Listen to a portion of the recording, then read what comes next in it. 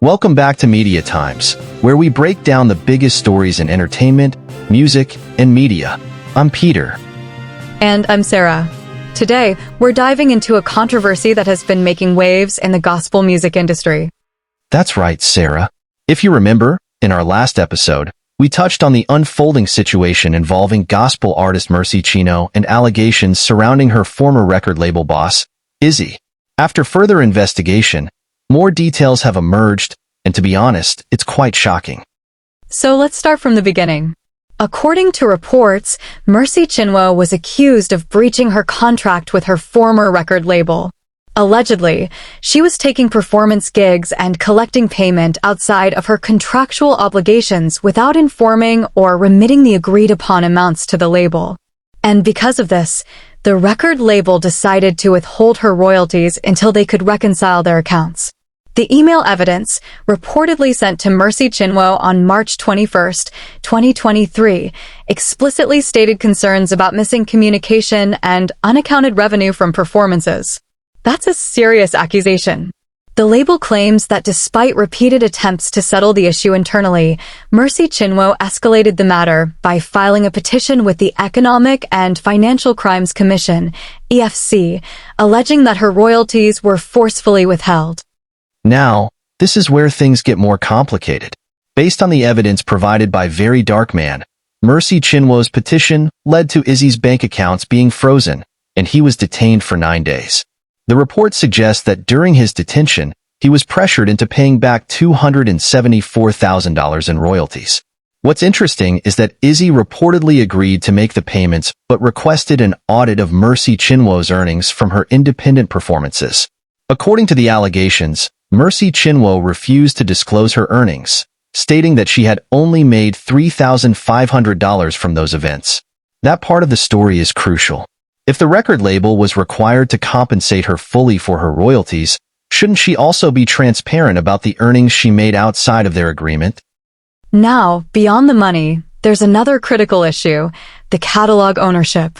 After Izzy paid Mercy Chinwo the full amount, another demand reportedly surfaced. She and her associates allegedly wanted full rights to the catalog of music he had invested in. And this is where things get really contentious. From Izzy's perspective, this was not just about money, but also about ownership rights to the music. He claims that under duress, he already paid the money but refused to hand over the catalog, stating it was a 100% investment on his part. If true, this raises ethical questions. Should an artist be entitled to full ownership of music that was funded and produced by a label, especially when they allegedly breached the contract? So, why is this story so divisive? Well, the public has been getting only one side, Mercy Chinwo's. She presented herself as a victim, claiming she was being oppressed by the industry. But Very Dark Man argues that the real story is the opposite, that Izzy was the one bullied into giving up money and potentially losing his catalog. This brings up a larger conversation about how media influence shapes narratives. When a public figure speaks out emotionally, people tend to believe them without demanding evidence. But when someone presents proof contradicting that story, things get complicated. This is why investigative journalism is so important. People need to hear both sides before making judgments. Beyond this case, this controversy highlights a major issue in the gospel music industry, the business side of ministry. Many gospel artists operate under the impression that Christian music should be separate from business contracts, but in reality, signing with a label means agreeing to terms that must be honored. And this is where artists and labels clash. Many artists feel exploited by record labels, but labels also invest heavily in their careers. If a contract is unfair, it should be renegotiated, not ignored. This case serves as a lesson for upcoming gospel artists. Understand your contracts, be transparent, and settle disputes ethically, not through media trials or legal intimidation. So, what's next? If Izzy truly has all the proof he claims, could this case escalate further legally? If Mercy Chinwo disputes these claims, she might have to take legal action. But for now, we'll keep following this story and updating our listeners with verified facts. And with that, we wrap up today's episode of Media Times.